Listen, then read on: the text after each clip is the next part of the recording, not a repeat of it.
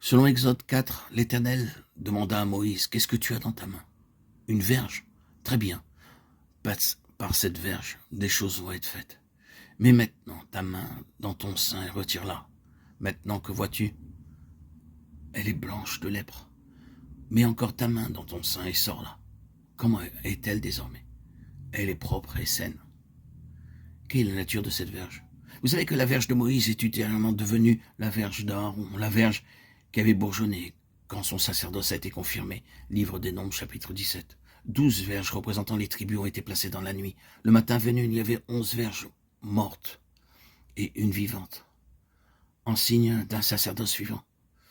N'oubliez pas que le sacerdoce s'exerce dans ce qui est spirituel. Ce peuple va avoir affaire à tous les dieux des Égyptiens. Ils sont souillés, ils sont corrompus, ils sont néfastes. C'est du domaine du diabolique. Cela implique la puissance d'un saint sacerdoce pour traiter avec cette situation maléfique. C'est la verge de la parole de la croix. La parole de la croix est une puissante verge. Quel est l'objet de la contestation ici ? Quel est l'arrière-plan de toute cette épreuve ? C'est celui-ci. Le Seigneur avait dit, « Les Égyptiens connaîtront que je suis l'Éternel » Exode 7,5. C'est cela l'enjeu. La parole de la croix, la parole d'un sacerdoce vivant, a une application pratique. Cela concerne premièrement le domaine tout entier de la nature et de la création. Moi, l'Éternel, j'ai fait toutes choses. Seul, j'ai déployé les cieux. Seul, j'ai étendu la terre. Ésaïe 44, 24. Le Seigneur du calvaire est le Seigneur de la création. Et la première mise en application de la parole de la croix est dans ce domaine de l'Égypte. Au contact du Seigneur de la création, le monde des choses vivantes est soumis au jugement, car la contestation porte sur cette déclaration « Je suis le Seigneur ». Deuxièmement, cela concerne les cieux, car le Seigneur a fait les cieux, ainsi que la terre, et à sa parole, tous les éléments sont concernés. Si vous regardez au calvaire, vous verrez toutes ces caractéristiques. Quand lui, le grand pionnier de la voie céleste, est allé à la croix, la création tout entière était concernée. Le ciel et la terre ont été concernés. Il y a eu un grand séisme et l'obscurité sur la terre jusqu'à la 9e heure.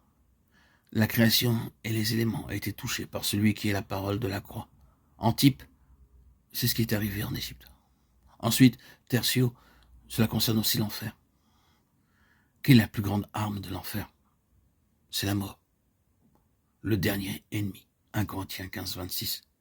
La mort n'est pas amie, la mort est le dernier ennemi et le dernier jugement concernant l'Égypte. La forteresse de l'enfer était brisée, le pouvoir de la mort était pris en otage pour permettre l'émancipation du peuple. C'est ce que Christ faisait sur la croix. La parole de la croix, c'est cela. La puissance de l'enfer a été brisée dans son essence même. La mort a été saisie pour accomplir l'intention de Dieu au lieu de la limiter. En Égypte, la parole par la verge touchait le premier-né avec la mort. L'enfer était piqué avec sa propre piqûre au cœur même de sa constitution. Mais ce n'est pas tout. Cette même verge faisait aussi sortir le peuple. Elle œuvrait pour le racheter de l'Égypte, lui permettant de traverser la mer Rouge. Toi, lève ta verge et tends ta main sur la mer. Exode 14, 16. La parole de la croix est la parole de la vie triomphante sur la mort. La mort est vaincue et la vie et l'incorruptibilité ont été mis en évidence.